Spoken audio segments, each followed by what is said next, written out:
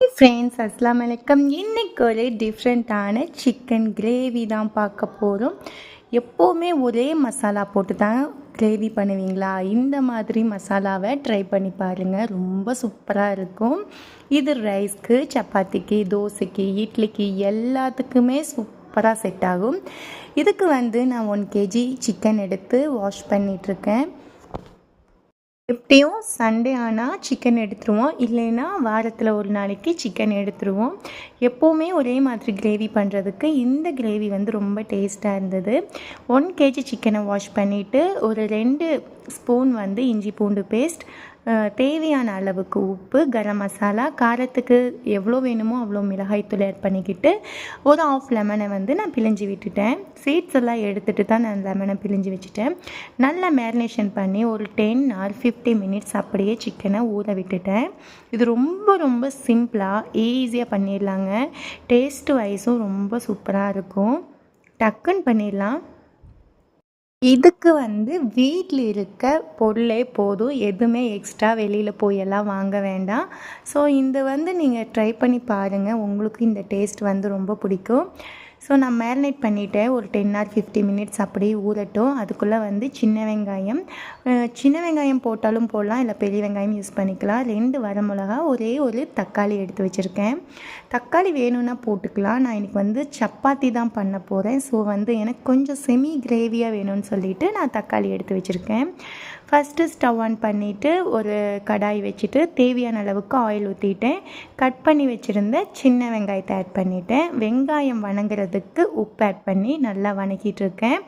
வெங்காயம் நல்லா செவந்து வரணும். வந்ததுக்கப்புறம் வரமிளகா ஆட் பண்ணிவிட்டு மேரினேட் பண்ணி வச்சுருந்த சிக்கனை நான் எடுத்து போட்டுக்கிறேன். இந்த மாதிரி மேரினேட் பண்ணி சிக்கன் கிரேவி பண்ணும்போது சிக்கன் நல்லா ஜூஸியாக டேஸ்ட்டாக இருக்கும், ரெஸ்டாரண்ட் ஸ்டைலில் இருக்கும். நல்லா இந்த ஆயிலோடு மிக்ஸ் பண்ணி விட்டுருங்க. மிக்ஸ் பண்ணி விட்டுட்டு ஒரு 5 மினிட்ஸ் மூடி போட்டு மீடியம் ஃப்ளேமில் வேக விட்டுருங்க. இதுக்கு ஒரு மசாலா ரெடி பண்ணணுங்க. அதுக்கு ஒரு கடாய் வச்சுட்டு 2 ஸ்பூன் முழு மல்லி ஆட் பண்ணிக்கோங்க.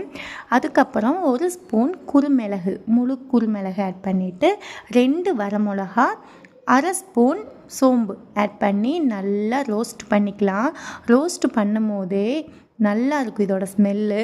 அந்த மாதிரி ஸ்மெல் கலர் சேஞ்ச் ஆனதையும் ஆஃப் பண்ணிவிட்டு ஆற விட்டு மிக்சியில் பவுட்ரு மாதிரி அரைச்சி எடுத்துக்கலாங்க. தண்ணியெல்லாம் சேர்த்த வேணாம், பவுட்ரு மாதிரி அரைச்சி எடுத்துக்கலாம். இப்போ 5 மினிட்ஸ் ஆச்சு. ஓப்பன் பண்ணி பார்த்தா சிக்கனில் நான் தண்ணி எதுவும் சேர்த்துக்கல, ஆனால் எவ்வளோ தண்ணி விட்டுருக்கு பாருங்கள். நல்லா மிக்ஸ் பண்ணி விட்டுட்டு இந்த ஸ்டேஜில் நான் தக்காளி கட் பண்ணி வச்சுருந்தேன் பார்த்திங்களா, ஒரு பழம், அதை நான் ஆட் பண்ணிக்கிறேன்.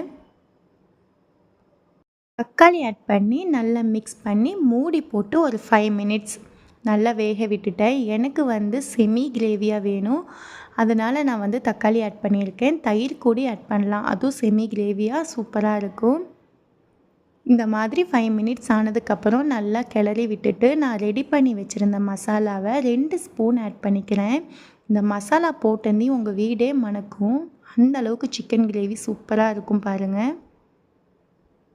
இந்த மசாலா ஆட் பண்ணதுக்கப்புறம் தான் சிக்கன் கிரேவியே இன்னும் டேஸ்ட்டாக ஸ்பைஸியாக இருக்கும். நல்லா பெப்பரோட சூப்பராக இருக்கும். கடைசியாக ஃபைனலாக கோகனட் ஆயில் ஊற்றி கொத்தமல்லி போட்டு இறக்கிடலாம்.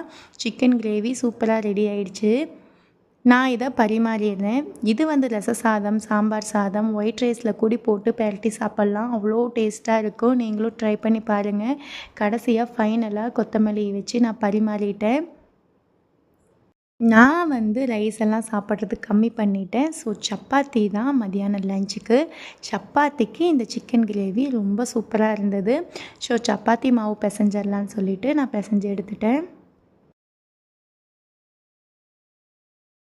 என் சேனலை ஃபஸ்ட் டைம் பார்க்குற மாதிரி இருந்தால் சப்ஸ்கிரைப் பண்ணிவிட்டு அப்படியே ஒரு லைக் கொடுத்துருங்க. இன்றைக்கி மத்தியானம் லஞ்சுக்கு 2 ஆயிலே இல்லாத சப்பாத்தியும் சிக்கன் கிரேவி கொஞ்சம் எக்ஸ்ட்ரா வச்சு செம்மையாக சாப்பிட்டாச்சு. ரொம்ப டேஸ்ட்டாக இருந்துச்சு. நீங்களும் ட்ரை பண்ணி பாருங்கள். இன்றைக்கி லஞ்சு சப்பாத்தியோடு முடிச்சாச்சு.